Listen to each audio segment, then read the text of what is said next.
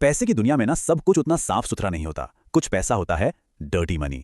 तो चलिए आज नेटफ्लिक्स की मशहूर डॉक्यूमेंट्री सीरीज डर्टी मनी के पीछे की सच्चाई को समझते हैं। और ये लाइन ये सिर्फ कोई डायलॉग नहीं है, ये इस पूरी सीरीज की नींव है, इसका कोर आइडिया। ये बताती है कि हर चमकती चीज सोना नहीं होती और हर कमाया गया रुपया साफ नहीं होता। ये सीरीज बड़े बड़े ब्रांड्स, पावरफुल लीडर्स और मल्टी मिलियन डॉलर घोटालों का सच हमारे सामने लाती है। तो बेसिकली ये सीरीज एक तरह की वार्निंग है कि कैसे लालच, ताकत और सिस्टम की कमजोरियां मिलकर आम आदमी को नुकसान पहुंचाती हैं। और सुनिए, इसकी सबसे कमाल की बात, ये सब कोई फिक्शन नहीं है, कोई कहानी नहीं है।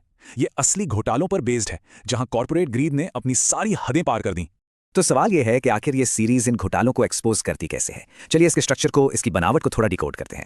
डर्टी मनी एक इन्वेस्टिगेटिव डॉक्यूमेंट्री है। इसका मतलब क्या हुआ? इसका मतलब यह है कि ये असली मामलों को गहरी रिसर्च, सबूतों और इंटरव्यूज के साथ हमारे सामने रखती है, ताकि हमें पूरी तस्वीर साफ साफ दिखे। और आप इस सीरीज का स्कोप देखिए, मतलब कितनी अलग अलग चीजें कवर की हैं इन्होंने। कार कंपनीज के एमिशन घोटाले से लेकर बैंकों की मनी लॉन्ड्रिंग तक, फार्मा कंपनीज के धोखे से लेकर पॉलिटिकल कनेक्शंस के गलत इस्तेमाल तक, हर तरह का फ्रॉड यहां दिखाया गया है। और यहीं पर इस सीरीज का सबसे पावरफुल मैसेज सामने आता है कि अक्सर विलन कोई एक इंसान नहीं होता, कभी कभी तो पूरा सिस्टम ही विलन होता है, जो ऐसे घोटालों को पनपने का मौका देता है। चलिए अब कुछ ऐसे रियल केस स्टडीज देखते हैं जिन्होंने सच में पूरी दुनिया को हिलाकर रख दिया था। सबसे पहला केस एक ऐसे ब्रांड का जिसके नाम पर लोग आंख बंद करके ट्रस्ट करते थे, वोल्क्सवैगन, और उनका स्कैम, एमिशन घोटाला, यानी पोल्यूशन से जुड़ा एक बहुत बड़ा धोखा। तो इनका धोखा करने का तरीका वो तो और भी ज्यादा शॉकिंग था।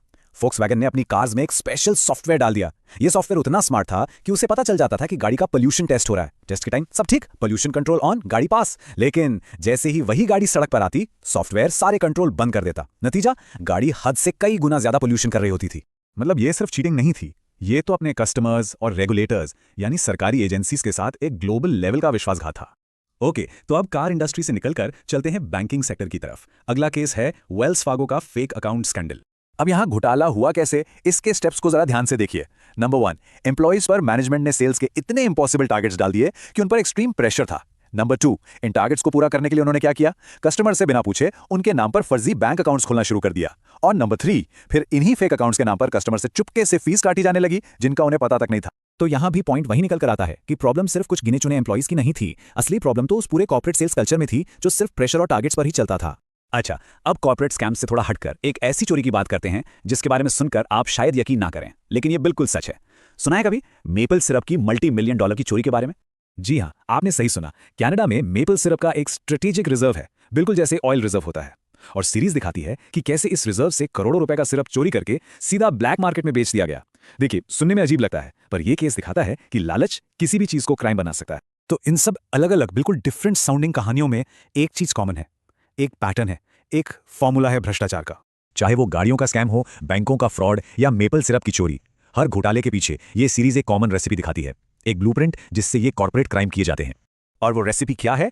ये है लालच प्लस ताकत प्लस सिस्टम की कमजोरियां, यानी लूप होल्स। जब ये तीनों चीजें मिल जाती हैं, तब जन्म होता है डर्टी मनी का।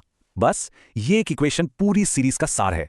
और इस फॉर्मूला के जो रिजल्ट्स होते हैं ना, वो भी हमेशा सेम होते हैं।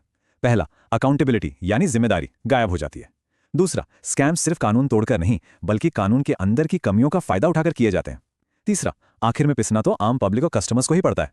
और चौथा, सच को छुपाने के लिए इन्फ्लुएंस और पीआर का पूरा इस्तेमाल होता है। तो आखिर में सवाल यह है कि इस लालच की, इस ग्रीड की असली कीमत क्या है? आखिर इस बिल को पे कौन करता है? और इस सीरीज का सबसे बड़ा, सबसे इंपॉर्टेंट लेसन शायद यही है, जब भी कोई कंपनी अपने प्रॉफिट को इंसानी जिंदगी, एनवायरमेंट और ट्रस्ट से ऊपर रखने लगती है, बस तभी डर्टी मनी पैदा होता है।